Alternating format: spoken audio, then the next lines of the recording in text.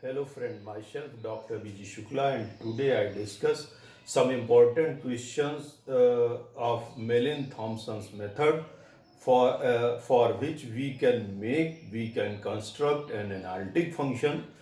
तो आज हम लोग डिस्कस करेंगे मेलिन थॉम्पसन मेथड के कुछ क्वेश्चन जिनकी हेल्प से हम एनालिटिक फंक्शन निकाल सकते हैं।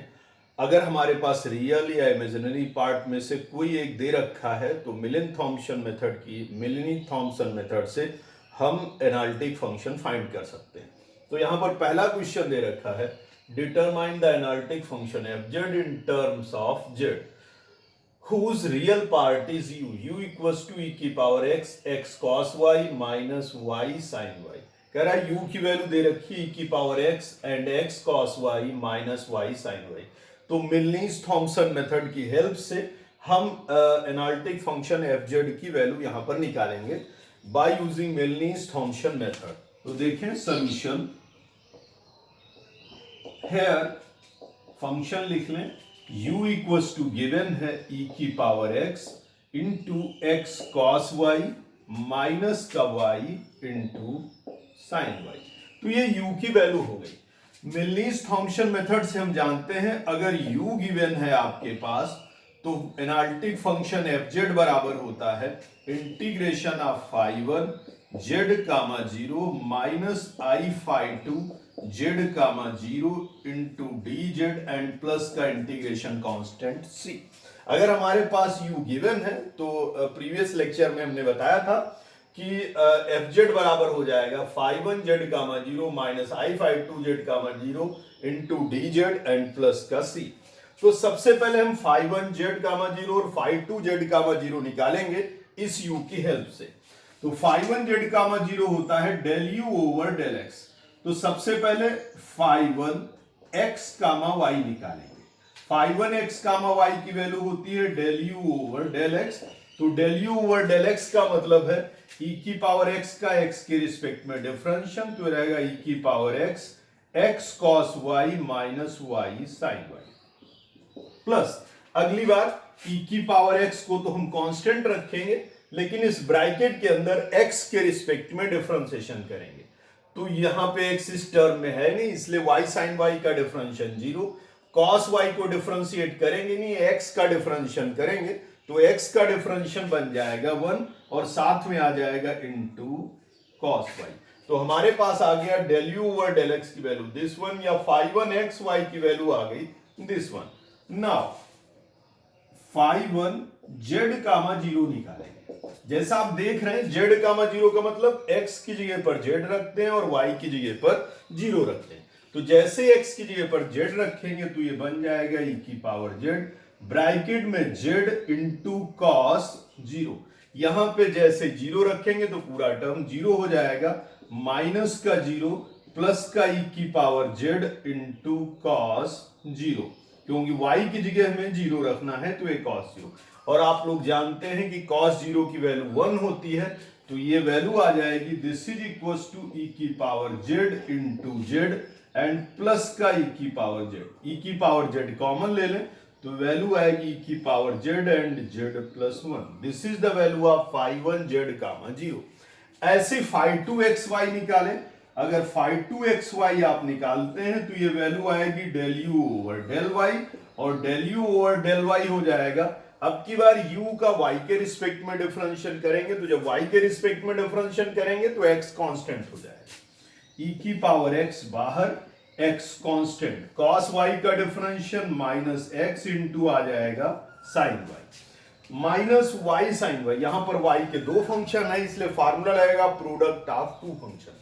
सबसे पहले y का डिफरेंशियल बन जाएगा 1 और sin y कांस्टेंट रहेगा, माइनस अगली बार y कांस्टेंट रहेगा और sin y का डिफरेंशियल बन जाएगा cos y।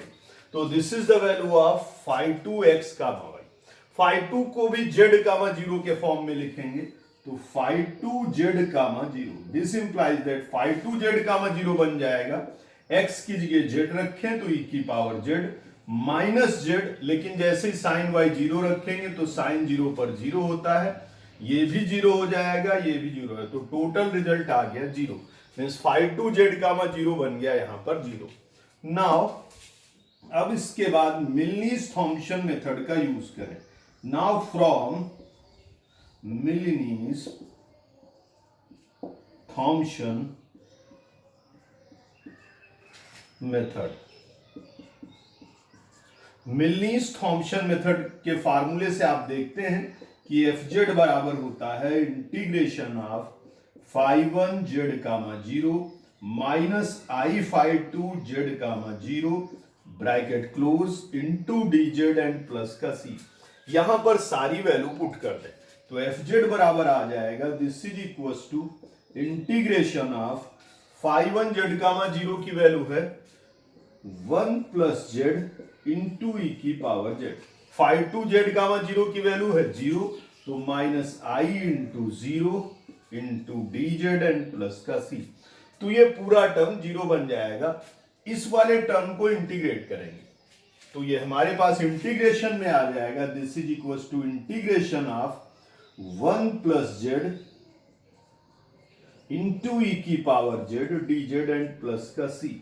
यहां पर जेड के दो टर्म है तो प्रोडक्ट ऑफ टू फंक्शन से इंटीग्रेशन के प्रोडक्ट ऑफ टू फंक्शन का यहां पर यूज करेंगे तो वैल्यू आ जाएगी सबसे पहले ब्रैकेट के बाहर वन प्लस जेड रहेगा, एक बार इंटीग्रेशन ई की पावर जेड एंड माइनस फिर वन प्लस जेड का differential one double integration e की power z and bracket close and plus का इंटीग्रेशन कांस्टेंट सी। आप लोग जानते हैं कि ई की पावर जेड का डिफरेंशियल और इंटीग्रेशन सेम ई की पावर जेड ही रहता है, इस पर कोई फर्क नहीं पड़ता। तो वैल्यू आ जाएगी this is equal to one plus z e की पावर जेड माइनस ई की पावर जेड एंड प्लस का इंटीग्रेशन कांस्टेंट सी। तो एफ जेड इक्वल टू बन जाएगा ई की पावर जेड को यहां से दोनों जगह से कॉमन ले लें तो आएगा one plus Z and minus one and plus का सी, प्लस माइनस दोनों कैंसिल तो एफ जेड बराबर हो जाएगा ई की पावर जेड इंटू जेड या जेड ई की पावर जेड जेड ई की पावर जेड एंड प्लस का इंटीग्रेशन कांस्टेंट सी। तो आप देख रहे हैं कि आपके पास यहां पर केवल रियल पार्ट था एनालिटिक फंक्शन एफ जेड का और उससे कंप्लीट वैल्यू आपने एफ जेड की निकाल ली। तो by using Milne's Thomson method we can find the value of the function in term of z if have only real और imaginary part.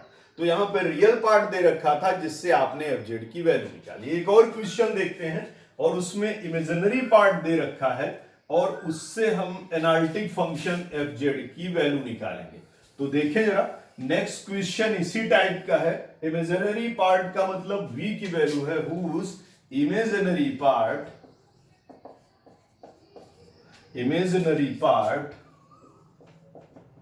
v equals to v की value दे रखी है 6 xy minus 5 x and plus का 3। कह रहा है अगर इमेजिनरी पार्ट दे रखा हो किसी फंक्शन का, क्वेश्चन कह रहा है कि अगर determine the analytic function f z in term of z, z के टर्म में एनालिटिक फंक्शन एफ जेड की वैल्यू निकाल के दिखाइए whose imaginary part v equals to 6xy minus 5x and plus का 3। इसको सॉल्व करते हैं और इसे सिंप्लीफाई करते हैं। देखिए जरा हेयर v इक्वल्स टू दे रखा है 6xy minus 5x and plus का 3। तो आप जानते हैं इफ v इज गिवन, अगर इमेजिनरी पार्ट v दिया है तो एफ जेड बराबर होता है integration of psi one Z comma zero plus का आई psi two Z comma zero into D Z and plus का सी। इस फार्मूले का हम यूज करेंगे क्योंकि यहां पर इमेजिनरी पार्ट दे रखा है। तो सबसे पहले psi one Z comma zero और psi two Z comma zero की वैल्यू निकालेंगे। तो नाउ साई वन, सबसे पहले psi one x comma y की वैल्यू निकालें। Psi one x comma y होता है del v over del y. Psi one x y यहां पर बनेगा del v over del y, means v का वाई के रिस्पेक्ट में डिफरेंशिएशन। तो y के रिस्पेक्ट में कर रहे हैं तो यहां पर वैल्यू आ जाएगी 6x, इनमें किसी में y है नहीं इसलिए 5x का भी डिफरेंशियल 0, 3 कांस्टेंट है तो इसका ऑलरेडी डिफरेंशियल होगा नहीं। Next psi one Z comma zero की वैल्यू निकालें। Psi one Z comma zero का मतलब x की जगह z रख दें तो ये बन जाएगा 6z। ऐसे psi two x comma y की वैल्यू निकालें। Psi two x comma y होगा del v over del x, means v का x के रिस्पेक्ट में डिफरेंशियल, तो आ जाएगा 6y। यहां पर v का x के रिस्पेक्ट में करेंगे तो आएगा 6y माइनस का 5। फिर psi two Z comma zero निकालेंगे तो psi two Z comma zero this is equal to बन जाएगा x की जगह z रखे और y की जगह जीरो, तो ये बन जाएगा जीरो और यहां से आ जाएगा -5, क्योंकि यहां पर x का टर्म है ही नहीं, केवल y का टर्म है और x के रिस्पेक्ट में डिफरेंशिएशन हो चुका है, केवल यहां y का टर्म बचेगा। y में जब जीरो रखेंगे तो जीरो और -5, तो रिजल्ट आ गया -5। तो psi two Z comma zero बराबर बन गया आपका -5। Now by Milne's Thomson method, Milne's Thomson method,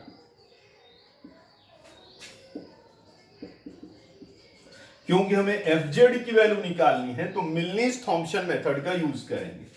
इसमें जब हमारे पास v गिवन होता है तो फार्मूला हमने पहले बताया था, fz बराबर होता है integration of psi 1 z comma zero plus का आई psi 2 z comma zero into D Z and plus का इंटीग्रेशन कांस्टेंट c। तो fz तो वैसे रहेगा, इंटीग्रेशन में वैल्यू पुट कर दें साई 1 जेड कामा जीरो, तो साई 1 जेड कामा जीरो की वैल्यू है 6z, तो वैल्यू आ जाएगी 6z, और साई 2 जेड कामा जीरो है -5, तो -5i into D Z and plus का इंटीग्रेशन कांस्टेंट c। इस टर्म का इंटीग्रेशन करेंगे तो fz बराबर निकलेगा दिस इज इक्वल टू, ये वैल्यू निकल के आएगी 6z का इंटीग्रेशन जेड स्क्वायर अपॉन 2, 2 से 6 कैंसिल तो 3 -5i into z and plus का इंटीग्रेशन कांस्टेंट c। तो हमारे पास fz आ गया, fz this is equal to 3z square and minus का 5iz एंड प्लस का c। तो ये हमारे पास कंप्लीट fz की वैल्यू आ जाएगी। जब हमारे पास v गिवन होगा तो आप देख रहे हैं कि हम एनालिटिक फंक्शन fz की वैल्यू भी इजीली निकाल सकते हैं। कभी कभी ऐसा भी रहता है कि u या v आपके पास गिवन है और कांस्टेंट c की वैल्यू निकालने के लिए भी कहता है। तो आइए अगले क्वेश्चन में देखते हैं, इसी टाइप का बिल्कुल क्वेश्चन है, बस थोड़ा सा पार्ट एक कंडीशन दे रखी होगी, तो इसका मतलब होगा कि वो कह रहा है कि जो आपका कांस्टेंट c है, इंटीग्रेशन कांस्टेंट c, कहेगा इसकी वैल्यू भी कैलकुलेट करके निकालिए। तो जरा देखते हैं क्वेश्चन और उससे सिंप्लीफाई करते हैं। इंपॉर्टेंट क्वेश्चन है, अक्सर पूछ लिया जाता है और अक्सर उसको सॉल्व करें तो अक्सर कांस्टेंट निकालने के लिए आ जाता है, बस थोड़ा ध्यान रखें। fz in term of z whose real part is real part दे रखा है u इक्वल्स टू e की पावर -x ब्रैकेट में x cos y and plus का y sin y and given f0 this is equals to 1। तो एक condition भी दे रखी यहां पर कि f0 इक्वल्स टू 1 हो, ये भी कंडीशन इसने कहा है कि एक कंडीशन भी दे रखी कि f0 की वैल्यू 1 होनी चाहिए। क्वेश्चन देखिए, कह रहा है determine the analytic function fz in term of z, z के टर्म में निकालिए, whose real part is u, जिसका रियल पार्ट u है, and imaginary part is real part दे रखा है और कह रहा है रियल पार्ट से fz की वैल्यू निकालनी है। u बराबर दे रखा है e की पावर -x ब्रैकेट में x cos y plus y sin y and given that, और एक कंडीशन भी दे रखी है कि f0 की वैल्यू 1 के बराबर होनी चाहिए। ऐसा fz का फंक्शन निकालिए कि जिसमें f बराबर 0 रख दें, z बराबर 0 रख दें तो वैल्यू 1 आ जाए। तो चलिए सिंप्लीफाई करते हैं, देखें जरा सॉल्यूशन। तो दो पार्ट में है क्वेश्चन। सबसे पहले तो आपको एनालिटिक फंक्शन fz की वैल्यू निकालनी इन टर्म ऑफ z, फिर सेकेंड पार्ट में जो कांस्टेंट आर्बिट्री कांस्टेंट c आता है उसकी यहां पर वैल्यू भी फाइंड करके दिखानी है। तो देखें हियर, सबसे पहले देख लेते हैं, यहां पर u इक्वल्स टू दे रखा है e की पावर -x ब्रैकेट में x cos y प्लस का y sin y, ये u की वैल्यू दे रखी है। इसके बाद हमें पता है हमने पहले ही फार्मूला लिखा है, अगर u गिवन है आपके पास तो fz का फार्मूला होता है integration of phi1 z comma 0 minus i phi2 z comma 0 into dz and plus का इंटीग्रेशन कांस्टेंट c। तो मेन वर्क हमारा इन क्वेश्चंस में रहेगा phi1 और phi2 की वैल्यू निकालना। तो here now phi1 x comma y निकालें, तो phi1 x कामा y बराबर होता है del u over del x। इसको मानते हैं phi1 x comma y।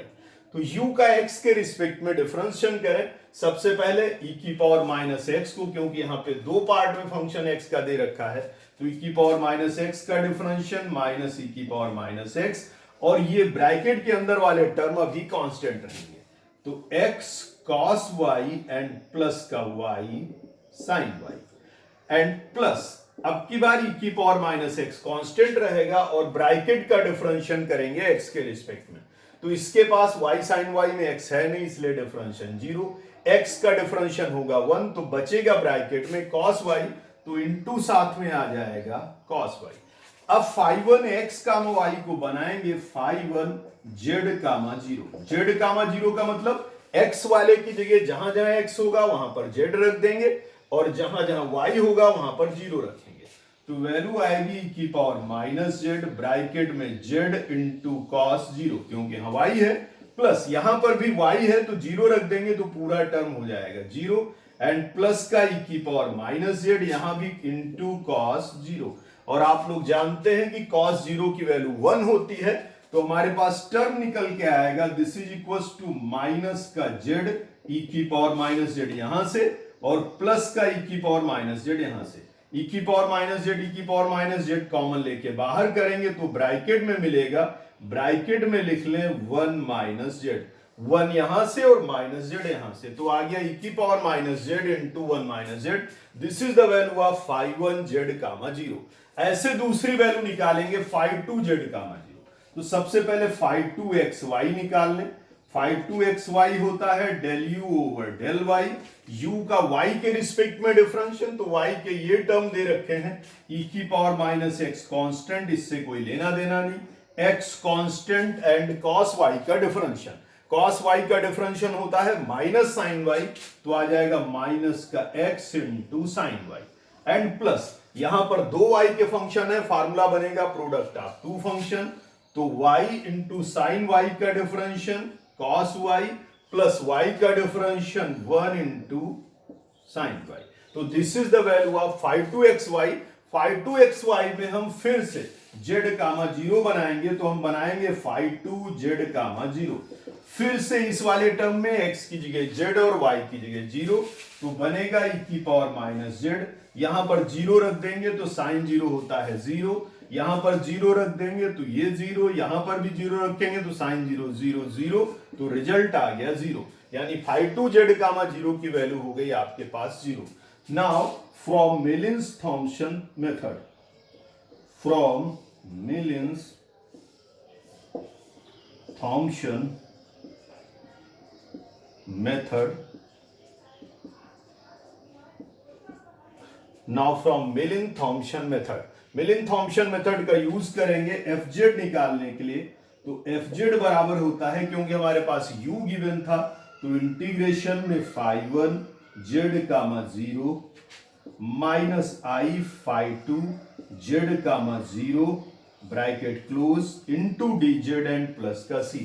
Value put करें तो इंटीग्रेशन में आएगा phi1 z कामा 0 के साथ आ जाएगा ब्रैकेट में 1 माइनस z और e की पावर माइनस z, ये phi1 z comma 0, phi2 z comma 0 की वैल्यू 0 थी तो उसे लिखेंगे नहीं, इंटू dz एंड प्लस का इंटीग्रेशन कांस्टेंट, ये पूरा टर्म 0 हो जाएगा, तो केवल यही टर्म बचेगा इंटीग्रेशन के लिए।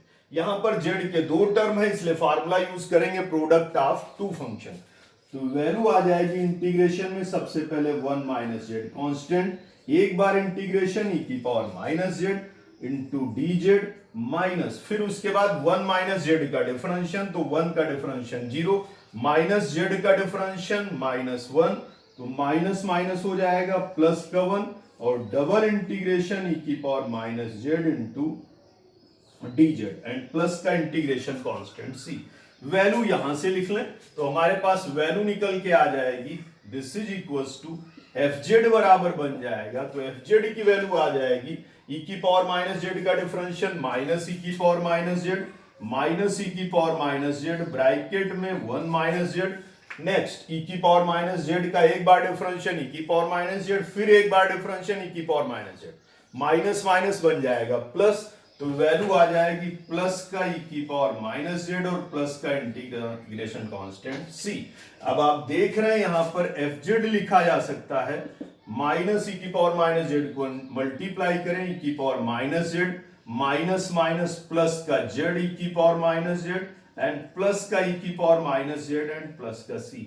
ये प्लस माइनस कैंसिल, तो fz बराबर आ गया this is equals to z e की power minus z and plus का c।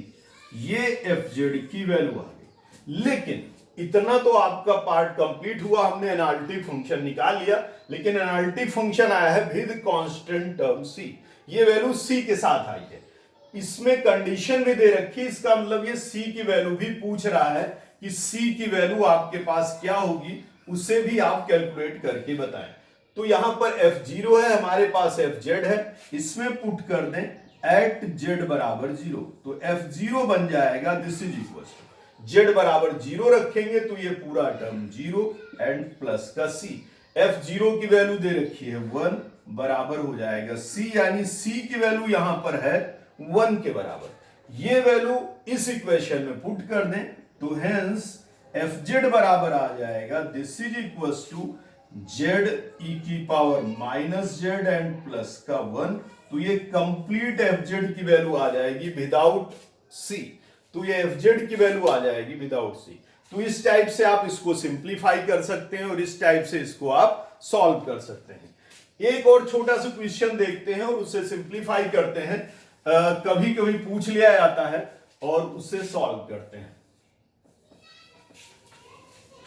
इंपॉर्टेंट क्वेश्चन है, ध्यान से सिंप्लीफाई करते हैं और उसे सॉल्व करते हैं।